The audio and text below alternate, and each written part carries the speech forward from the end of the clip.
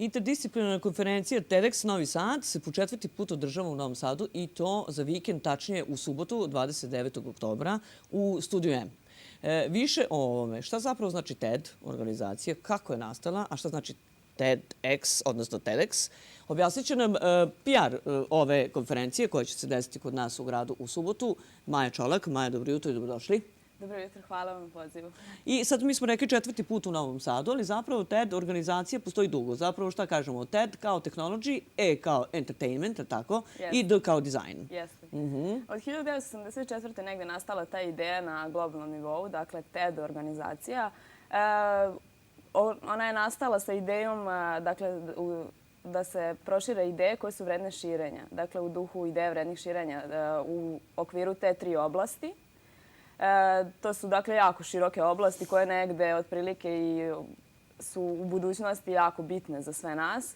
Tako da su okupili dakle sve one mislioce koji žele da podele neke svoje istraživanja, projekte i slično sa svima onima koje interesuju dakle te oblasti. Jasno. Sad, pošto smo mi u eri potpuno visoke tehnologije i svakoga dana imamo sve novo neku novotariju, vrlo je lako, dakle, i dostupno vidjeti sad što se tiče TED-a na globalnom nivou gledajući, da slušamo i saslušamo govor što Bill Gatesa, što, nažalost, preminulog Steve Jobsa, do Jamie Olivera, koji čini mi se negde zabava, negde entertainment.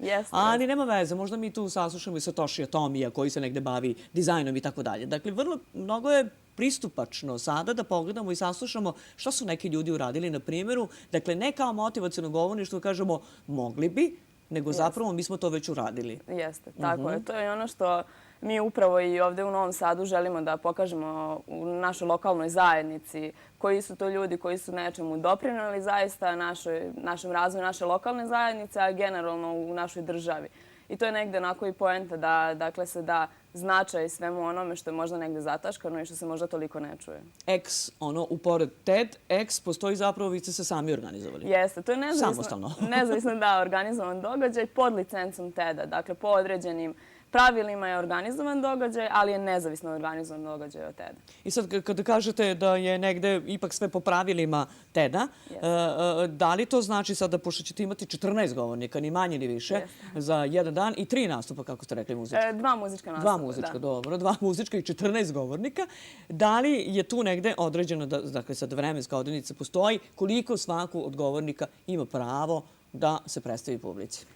Dakle, program je raspoređen u 3 sesije i svaka sesija sadrži po nekoliko govornika i 3 TED govora. Dakle, bit će pušteni TED govori na samoj konferenciji. I sada negde otprilike u proseku svaki govor je do 15 minuta. Sad svaki govornik onako varira tu minut, 2, ali u suštini je ta neka satnica. Rekli smo da je 14 govornika, vi ste izdvojili neke koji su vrlo važni. Jedan od njih jeste Nikola Režina, osnivač Fruškaća, negde gde se obraća potpuna pažnja na Frušku goru, koja nam je tu tik odmah iza leđa. Mi nekako prosto zaboravljamo kao da nije naša Fruška gora ili planina, a negde čini mi se da je gospodina Režina baš skrenuo pažnju na nju. Do sve negde Dragane Ćorić, koja negde stoji iza Aleksinog zakona, pa sve stižemo do onoga kako se odnosimo prema svom psu i da li smo fini i dobri vlasnici i odgovorni, sve do Nikole Radina koji se bavi negde delfinoterapijom i to sa decom u ometenom razvoju. Jeste, pa upravo to je dakle negde naša ideja da mi prikupimo ljude iz raznih oblasti, zato što je naša publika takva.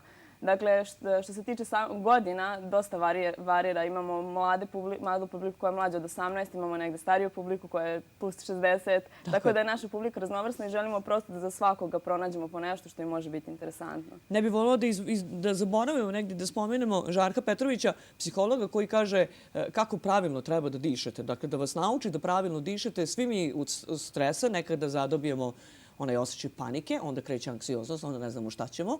Pa Žarko će nam pomoći u tome, ali nekoga koga ne smemo zaboraviti jeste Sofija Stefanović. Molila bih samo da predstavite, vrlo je važna osoba što se tiče nauke. Jeste.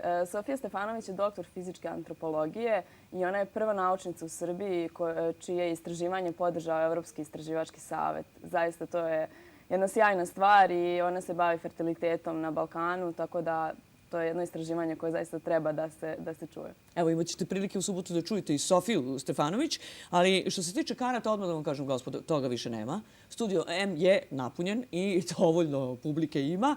Ko je uspeo to da uradi, uspeo u fizičkom stanju, se one nisu mogli kupiti, nego ste se morali prijavljivati, ali sve ste to već znali, čim, ako da niste, Studio M ne bi bio popunjen. U svakom slučaju, šta nam zapravo Maja, kada mu kažemo da je kompletna konferencija, negde ima, čini mi se, nekakav light motive, to je odgovor na pitanje. Jeste. Šta može da nam odgovori ova TEDx konferencija i na koje pitanja goruća može da nam da negde odgovor? Pa dakle, kao što smo već rekli, oblasti su različite i svako od tih govornika je postavlja neko pitanje koje je njega zaintrigiralo i daje odgovor na to pitanje. I postiče nas također da mi razmišljamo i da postavimo sebi neka pitanja i da eto na sam taj dan u nekim tim interaktivnim prostorima koje imamo i pauzama negdje jedni sa drugima porazgovaramo o nekim pitanjima koja nas muče možda ili odgovore neke na koje smo mi došli. A je li nam možda onda to i onda negde motiv? Čini mi se da postavimo sami sebi pitanje kakve sve talente mi još imamo, a da su negde sakriveni i da ih možda pokrenemo. Jeste, to je svakako tačno. I to će biti negde, kao što je rekao, motivaciono govorništvo, ali s druge strane. Nešto što nas pokreće na akciju. Nešto što nas pokreće na akciju i što nas podsjeća da u suštini kod nas ima mnogo vrednih stvari i talenata i ljudi koji zaista preduzimaju nešto, bave se aktivizmom, bave se promenama zakona, samo što jednostavno možda nije toliki akcenat stavljen na to. Ali u svakom slučaju mi bar znamo već za njihova imena i prezimena, što znači da se već jedan korak uradio.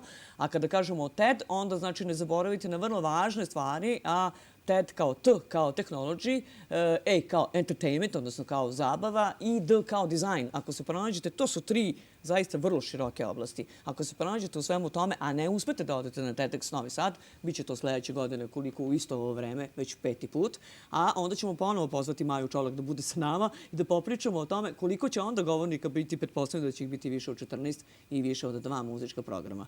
Ne možemo da pozovemo gledalce zato što smo Studio M popunili na svu vašu sreću i radost. I želimo vam svaku sreću na ovom 4.